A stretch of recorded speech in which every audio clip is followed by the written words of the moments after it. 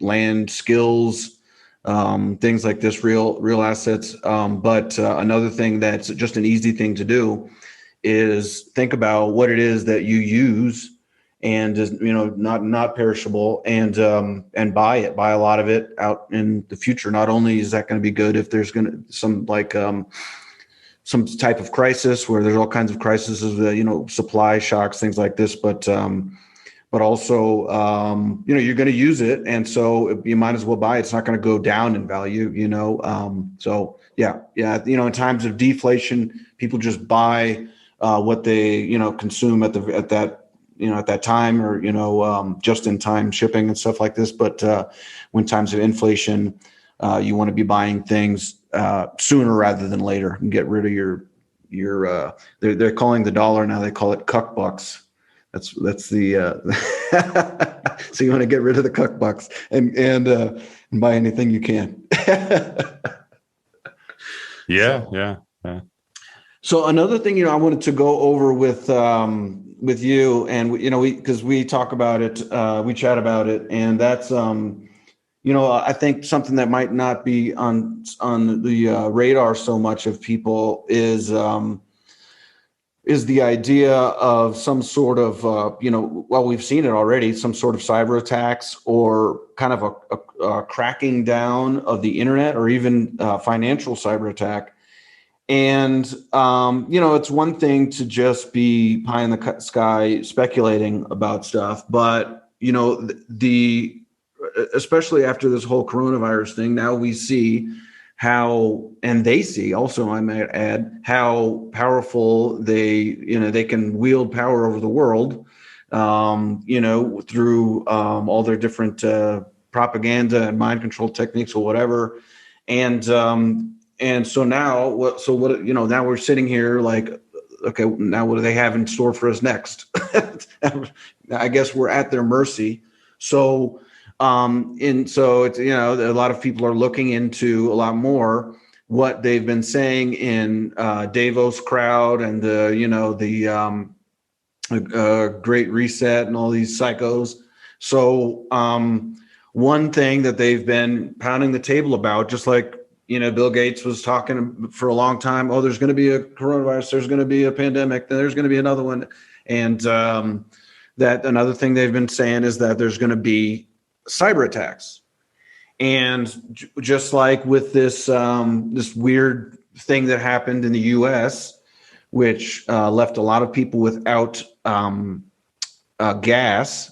I don't know how real or the whole thing was, but supposedly they were some Russian hackers that demanded, I believe, one of these privacy coins, like $5 million in privacy coins. And that was how the story went. And I guess there was another one against the Irish healthcare system.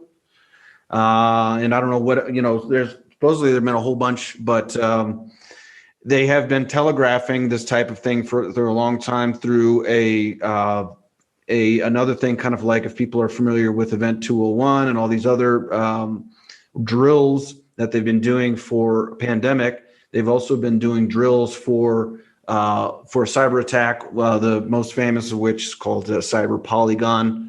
And so anyways, I know that you're familiar with this kind of stuff, and aren't there some other things too that kind of telegraph this type of thing?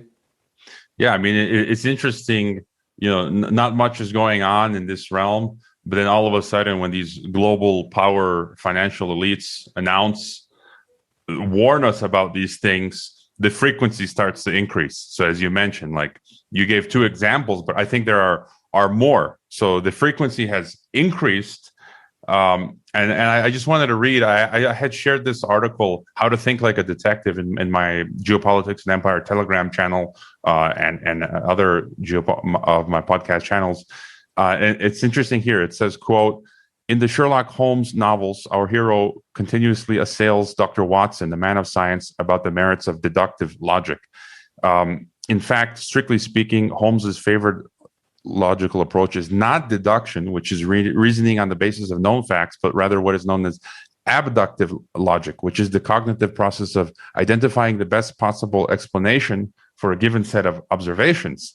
Abductive reasoning is widely recognized as a powerful mechanism for hypothetical reasoning in the absence of complete knowledge. It's generally understood as reasoning from effects to causes, and only rarely does Holmes engage in the deduction of which he speaks so highly. And so, one of the markers of these false flag events, right? We can go back to 9/11. Webster Tarpley, a geopolitical analyst who used to frequently be on and Alex Jones's InfoWars, but I guess for some reason he's never. Maybe they came to a disagreement. He hasn't been on that show for a long time. He compiled a list of like close to 40 simulations, war game simulations, right up to and on the day of 9/11, which simulated exactly what happened in 9/11. Like, how dumb do you have to be where there's literally dozens of these simulations simulating what literally happens? So it's a planned event. You can't get out of that. And same thing with the pandemic, right? The COVID-19. We had 2017, the SPARS pandemic, John Hopkins scenario, 2018, Clade X, and then 2019, you had a whole bunch, including in China. You had like half a dozen literal coronavirus influenza simulations the 2 years before COVID-19. Again, that had to be planned. How do you run half a dozen simulations? That just doesn't happen randomly. Or maybe one a year, okay, but half a dozen for pandemic. So I didn't have too much time, but I was looking at the cyber stuff. So as you said, we have the World Economic Forum in July doing the cyber polygon. NATO just ran a cyber simulation in April. So I think it was April 16. And then I was searching, I guess the US government Army runs, US Cyber Command has an annual one called Cyber Flag. So they in 2019, Cyber Flag dealt with, it's interesting, they simulated a cyber attack against a seaport where adversaries used malware against a critical trade hub. So that was July 2019. So that's kind of like the stuff that's happening now. We had the Suez Canal, we had this oil pipeline, Irish healthcare systems, and so there's no. Canal. Mississippi, there was one in Mississippi as well. So it's funny again how they are simulating, and then that happens. Critical trade hub, that was 2019, 2020. They worked with the Five Eyes countries. Again, they were simulating fake adversaries targeting virtualized industrial control systems. And so there's no news about the 2021 Cyber Flag, although the White House just put out last month, again, targeting Russia.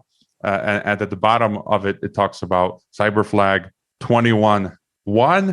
And I tried to search, and there's no news about 2021 Cyber Flag. So you've got the U.S. Cyber Command doing these simulations, NATO, and now World Economic Forum. And something interesting that's I'm trying to figure out: are all of the countries on board with this, or are Russia and China part of the resistance? There's an interesting Twitter account called Nova Shpakova. I don't know if it's a she or a he, but I think she's Russian. She's a hardcore Marxist, but they have really good analysis, and they keep showing examples of how, the Russian Prime Minister, Mikhail Mishustin, is going to be part of this World Economic Forum events, and so is Russia's Spare Bank. And so it does indeed seem that, even if we want to think that there's a holdout against this system globally, but it does seem that, Russia and China are in on all of this. So yeah, it does seem they're preparing us for another cyber false flag. Even Pepe Escobar, the lauded Brazilian journalist, was commenting on this, and others are saying, they're going to hold this in July. And you can bet in August, September, October, November, December, January 2022, we're going to start seeing, events related to this, just like we did with the COVID, the half a dozen pandemic simulations before COVID, and then you get COVID. I think we're going to see the same thing with the cyber stuff.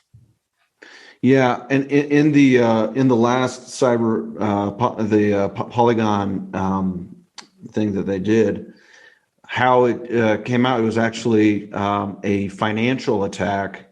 Well, they did several of them, but one of them is a financial attack where they go into large financial institutions and basically take a bunch of money out, and this causes a collapse in the banking system.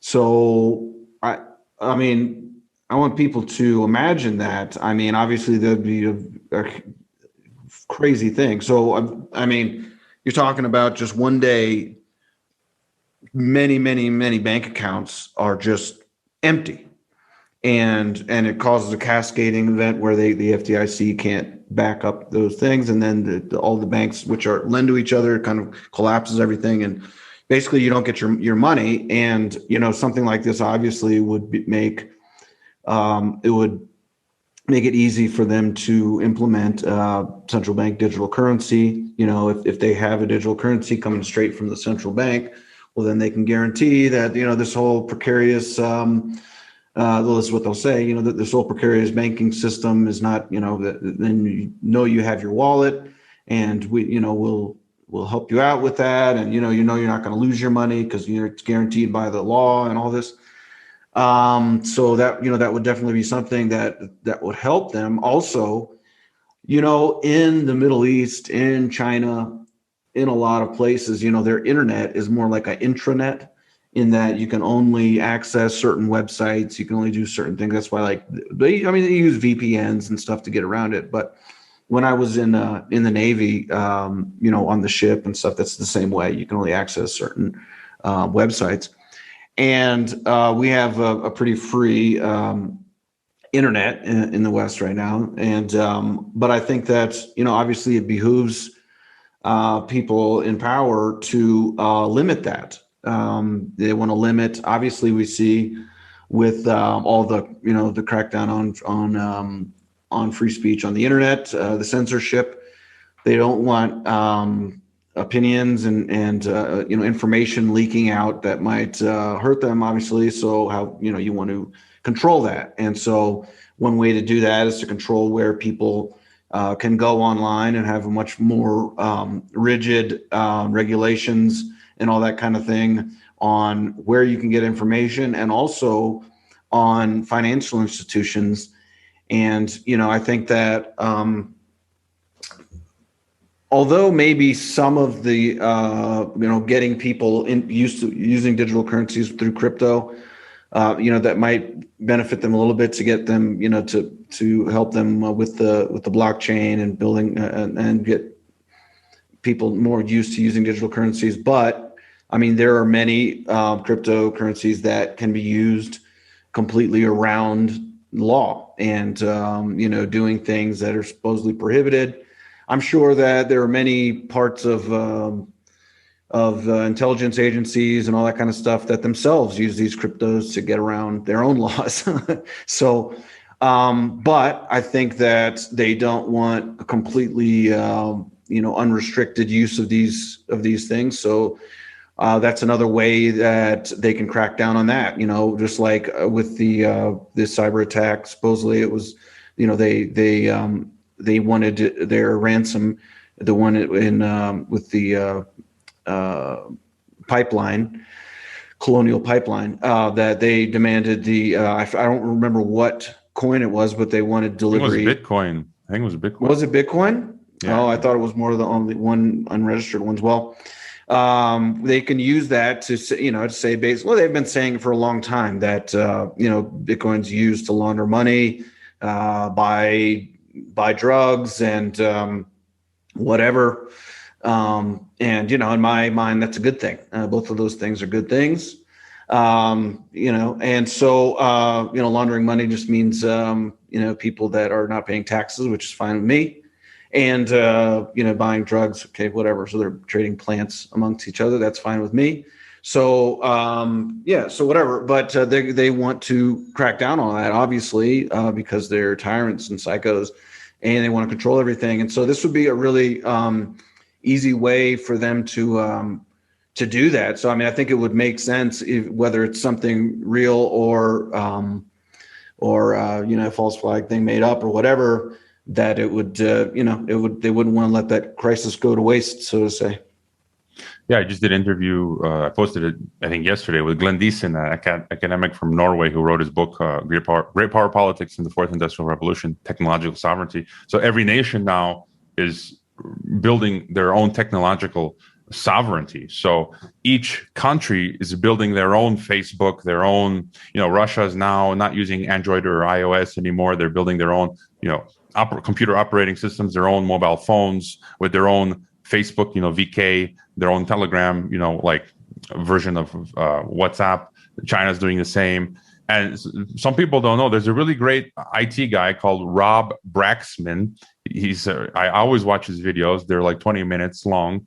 You should find him. And he was the only one I heard discuss this just a few months ago, saying that he saw some indications, some things that happened. He explains it in his video, that the US kind of like launched the first time its own like firewall, like Chinese style. Like they were doing some things that only the Chinese do, like regarding the shutting down their national internet. So it's like we're starting to see this stuff happen in the United States. And recently we saw AMLO, the president of Mexico, I think last year, say he wants to create that we create our own Mexican kind of social media, Facebook thing. So you see this trend of technological sovereignty, and I think each nation is going to become its own like digital prison system. So it's not going to be like this global internet as we know it. Each nation is going to lock itself down, and as you say, it's going to become like a national intranet. Maybe you use the VPN to connect globally, but this is the trend, the technological sovereignty. Yeah. And then, I think that, wasn't it, I can't remember exactly what happened with this, but in Australia, they were not allowing news organizations to post on Facebook or something like that. I don't know if you remember this story. And so I think that Facebook just said, well, forget it, we're leaving. We're not going to be available for people in Australia. And I wonder, like with Florida, so DeSantis just passed some things. I believe that if you can prove that you've been censored or something like that, even in the past, you can now in Florida sue the tech companies. So yeah, I mean, another thing is how they would respond to that is probably just say, okay, well, we're not going to be available in Florida, and so then Florida would have their own thing. So that would be kind of a setup for that kind of situation. Yeah, exactly. I mean, it's just fragmenting. Everything's just fragmenting, and things are kind of realigning. And we don't know what's going to come out on the other side, but I just have a feeling it's just we're moving towards a dystopian. I'm a pessimist that we're moving towards this dystopian authoritarian. And that's what my interview, the guy I interviewed, he said, he cites Edward Luttwak and these experts that's saying we're moving towards, fascism, authoritarianism. That's the general trend in the world. Yeah. And I mean, if we're talking about decentralization in general, then, I would say that's a good thing. That's what I want. I would like decentralization, but, the problem is you don't want decentralization with a centralized cartel on top. That's more like a Hunger Games situation, but yeah, I mean, so that's the big question is, are we going to have, use the decentralization pull that technology offers us for sovereignty in different areas, people that have different ideas of where they want to live, how they want to live, and I mean, I think that's great and that's fine, and but the problem is if you have just one controlling thing on top that's only allowing you your freedom in these little areas, as long as you don't threaten them, which, I mean, it seems like it might be the case, but, if not, then that sounds great to me. But, I mean, I agree with you. I think that when you look at the current trends, it doesn't look great. I think the best we can do is, as they say, become ungovernable, disengage, get out of these systems as much as possible. There are some people that are lauding all of these technologies, and as I say, like I try to go analog as much as possible, disengage, create your life as much as possible away from these systems. I can't have so much faith in all these tech systems, because they all come from like Pentagon, DARPA, military, right? Internet, GPS, big tech, Google, Facebook, seed funded by Pentagon and NSA, CIA. Amazon is like the biggest. They have the biggest contracts for cloud computing for CIA and Pentagon and DoD, and it's just like Microsoft too, heavily linked to all of this. How is that going to liberate us? They, as you said, they control the reins on these systems, so eventually they can do whatever they want with us on these. We're on their like foundation, so that they can do whatever they want with us. So I don't see how we can use these against them. So for me, the point is like, get off of these systems as much as possible. And people talk about using like Bitcoin. Again, now they say that the IRS or whoever can now forensically trace all of the Bitcoins that have been used. Bitcoin isn't private. So how is that going to save us then? I don't see how Bitcoin is going to help you. Maybe there are some of these private coins they're talking about now. I don't know. But again, everything's on the internet. I just kind of feel like if it's on the internet, it's not safe. It can be traced or whatever. So I've heard people say analog is like the only way to go, as much as you can. And so, I don't know. That's my perspective. Yeah. That seems to be what a lot of people have been coming to that conclusion lately. And the big thing that's kind of a downer for me is just seeing kind of people's reaction to a lot of the stuff that's gone on lately, because technology and all these things that we're talking about can be great. And but if you have a brainwashed population that accepts authoritarianism and all this bullshit propaganda, then you're in trouble. You know what I mean? Because then it can be used for very bad things. And it's just what people do with it. So one of the biggest things we can do is kind of try to wake people up and bring them real information. I think a lot of people they don't they don't have the right information, at least in Mexico. I think that in the United States it's hard to give that excuse, because you have all this information in English. All kinds of alternative stuff. And if you are any way curious, then you can go look stuff up. There's no, so, but here, and there's not as much in Spanish. So I think that, in the whole Latin American market, I think that's one thing that I've spoke to you about that might be, a good opportunity, is like offering some good information to in Spanish markets. But so that's kind of the thing, is if people just go along with it, then we're in trouble. And I think that's the biggest thing. It's not just that the technology is available and developed, but what is the general belief system, the societal narrative of what we're going into, and they've been working hard on for a long time now, just get this, the new, a lot of the anti-capitalist people would call it the neoliberalism, other people call it globalism, but this globalist culture through pop culture, through, just indoctrination at school, the universities, especially, what they call this cultural Marxism or whatever, is definitely part of it. The Green Revolution, and these it's kind of Gaia worship, along with like no race, no religion, kind of John Lennon idea, and they have a lot of people that are just accepting this kind of new world culture, secular. It's not really secular. It's kind of a weird religion of like has to do with health and the world's overpopulated and all this type of stuff, and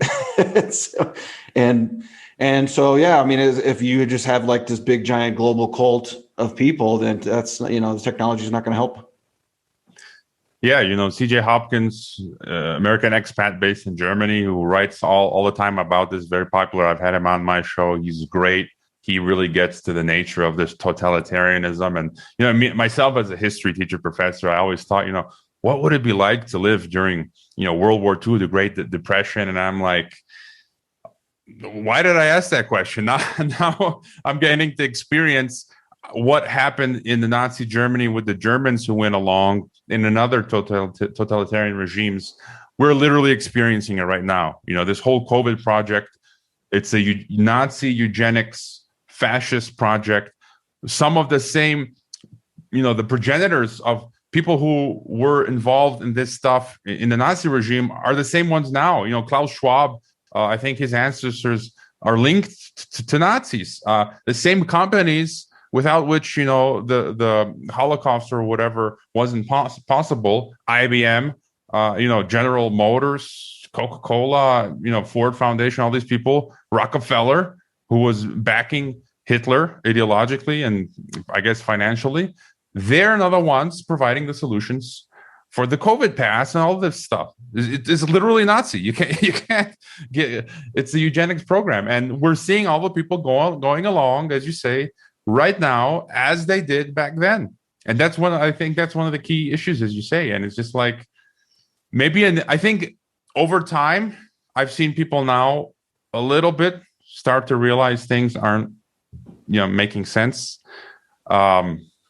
But that's one of the biggest problems. Yeah, I don't know.